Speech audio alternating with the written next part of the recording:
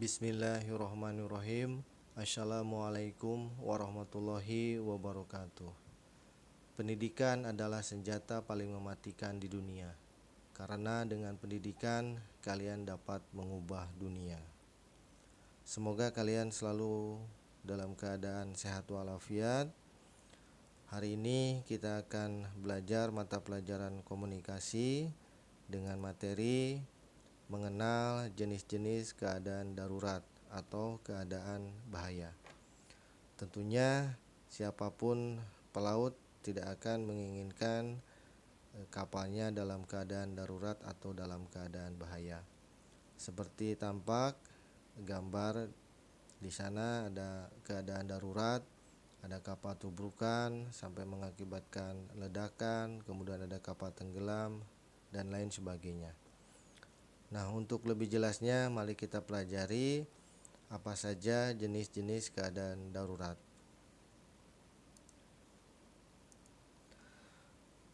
Perlu diketahui bahwa keadaan darurat di kapal dapat merugikan nahkoda dan anak buah kapal serta pemilik kapal maupun lingkungan laut, bahkan juga dapat menyebabkan terganggunya ekosistem dasar laut.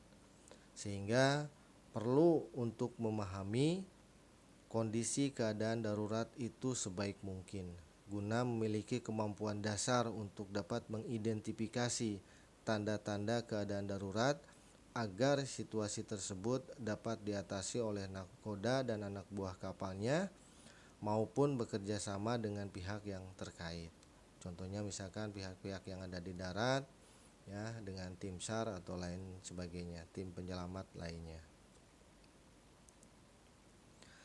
Nah, jenis-jenis keadaan darurat tersebut antara lain ada kapal tubrukan, kemudian ada kapal kebakaran, ada kebakaran kemudian disertai dengan ledakan, kemudian ada kapal kandas, kemudian kapal kebocoran hingga menyebabkan kapal itu tenggelam, kemudian ada orang jatuh ke laut, dan pencemaran.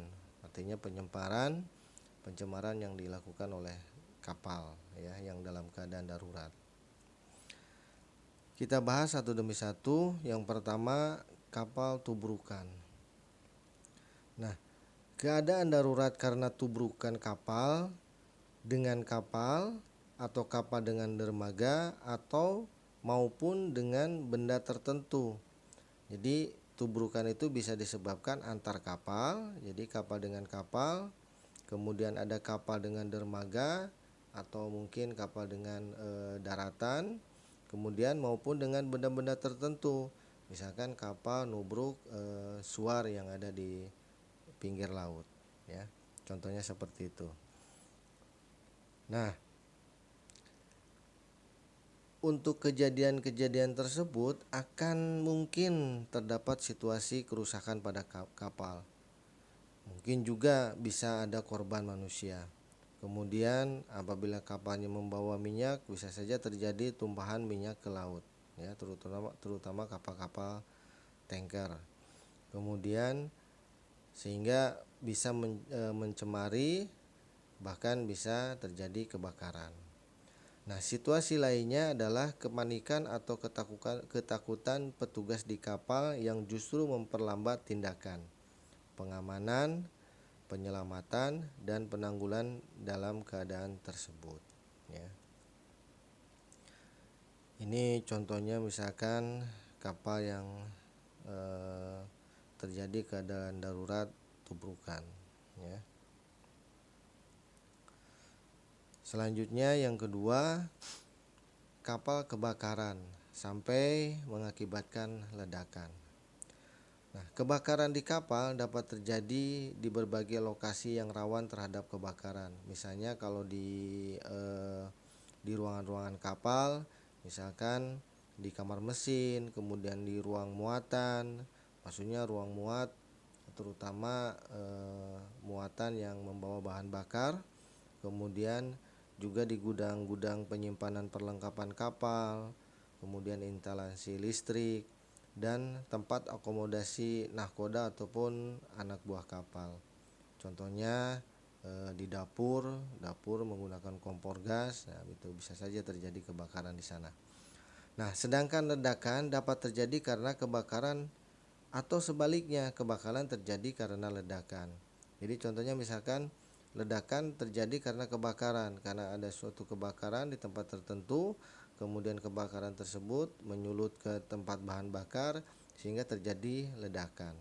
Atau juga mungkin sebaliknya terjadi karena ledakan, kemudian setelah ledakan mengakibatkan kebakaran. Contohnya misalkan ada konsleting listrik di kamar mesin ataupun misalkan di ruang muat yang membawa bahan bakar, terjadi ledakan. Setelah ledakan tersebut mengakibatkan kebakaran ke ruangan-ruangan yang lainnya. Nah, yang pasti kedua-duanya dapat menimbulkan situasi keadaan darurat serta perlu untuk diatasi. Ini contohnya kapal yang terjadi kebakaran ataupun ledakan. Yang ketiga, selanjutnya keadaan darurat adalah kapal kandas. Nah, kapal kandas pada umumnya didahului dengan tanda-tanda putaran baling-baling yang terasa berat. Nah, jadi kalau putaran baling-baling sudah terasa berat, itu biasanya baling-balingnya mengenai bagian dasar perairan sehingga menjadi berat. Nah, karena baling-baling terasa berat, biasanya akan terlihat asap di cerobong mendadak menjadi menghitam karena putaran baling-baling itu tidak sesuai dengan putaran mesin di RPM-nya. Nah, badan kapal bergetar biasanya dan kecepatan kapal berubah biasanya menjadi cepat menjadi melambat, bahkan bisa berhenti mendadak karena bagian kapal atau bodi kapal itu bergesek langsung dengan dasar perairan sehingga bisa menjadi melambat kapalnya atau bisa berhenti mendadak. Nah, pada saat kapal kandas tidak bergerak, posisi kapal akan sangat tergantung pada permukaan dasar laut atau sungai. Ya, misalkan kapal kandasnya di dekat laut, ya, di daerah pantai ataupun misalkan di sungai. Dan situasi di dalam kapal tentu akan tergantung juga pada keadaan kapal tersebut. Pada kapal kandas terdapat kemungkinan kapal menjadi bocor. Karena misalkan kapal kandas karena nabrak karang misalkan, sehingga bagian bawah kapal menjadi bocor, ya, dan menimbulkan penyebaran atau bahaya kapal tenggelam. Kalau air masuk ke dalam kapal tidak dapat diatasi, ya. Jadi kalau sudah kapalnya bocor, kemudian air masuk ke dalam kapal dan tidak dapat diatasi, bisa mengakibatkan kapal menjadi tenggelam. Nah, sedangkan bahaya kebakaran tentu akan dapat saja terjadi apabila bahan bakar atau minyak kondisi dengan jaringan listrik yang rusak menimbulkan nyala api. Kapalnya kandas, kemudian jaringan listrik menjadi konsleting dekat dengan muatan bahan bakar, nah, bisa menimbulkan nyala api. Nyala api makin membesar dan bisa saja mengakibatkan kebakaran, ya, dan tidak terdeteksi sehingga menimbulkan kebakaran. Contohnya seperti ini, ada kapal kandas. Jadi kapal sudah tidak stabil lagi, bisa kapalnya miring, bahkan bisa saja menjadi tenggelam. Selanjutnya, yang keempat, kebocoran hingga menyebabkan kapal tenggelam. Nah, kebocoran pada kapal dapat terjadi karena kapal misalkan kandas seperti tadi yang dijelaskan. Tetapi dapat juga terjadi karena tubrukan, kemudian kapalnya menjadi rusak dan bocor. Nah, itu bisa saja terjadi kapal menjadi tenggelam, maupun kebakaran serta kerusakan kulit plat karena korosi atau karena karat, ya, karena kurang perawatan.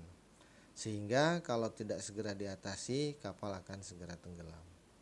Air yang masuk dengan cepat sementara kemampuan mengatasi kebocoran terbatas, bahkan kapal menjadi miring, membuat situasi sulit diatasi. Keadaan darurat ini akan menjadi rumit apabila pengambilan keputusan dan pelaksanaannya tidak didukung sepenuhnya oleh seluruh anak buah kapal. karena upaya untuk mengatasi keadaan tidak didasarkan pada asas keselamatan dan kebersamaan. Ini contohnya kapal-kapal bocor hingga menyebabkan kapal tenggelam. Selanjutnya yang kelima, keadaan darurat orang jatuh ke laut.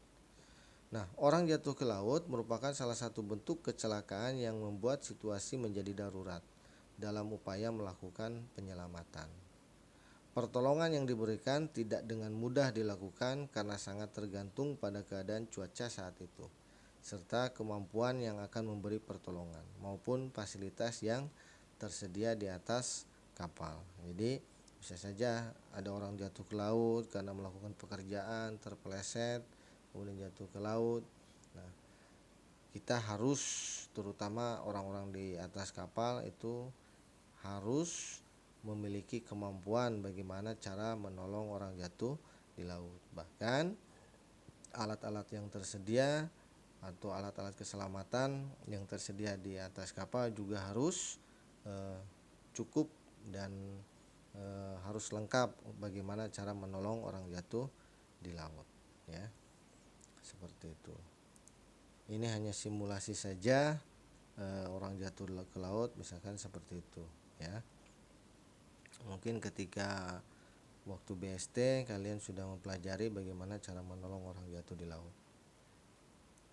Dan selanjutnya yang terakhir, keadaan darurat adalah pencemaran, ya.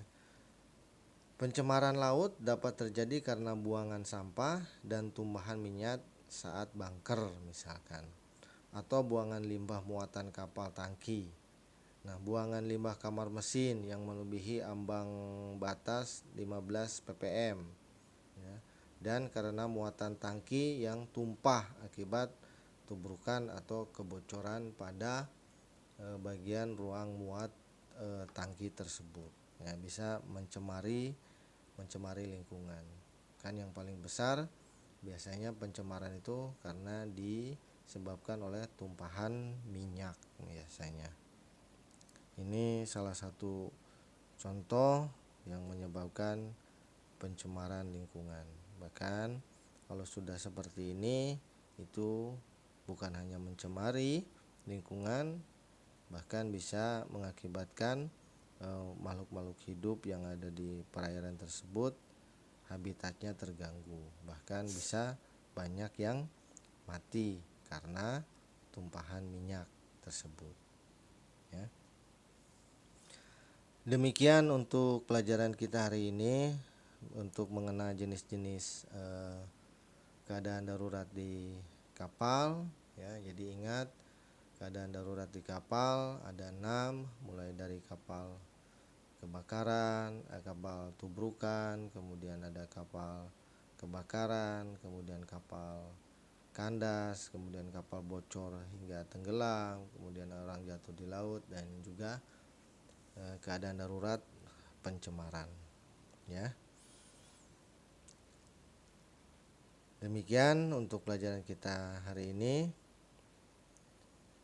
Jaga kesehatan diri kalian dan juga keluarga. Bila taufiq wal hidayah. Wassalamualaikum warahmatullahi wabarakatuh.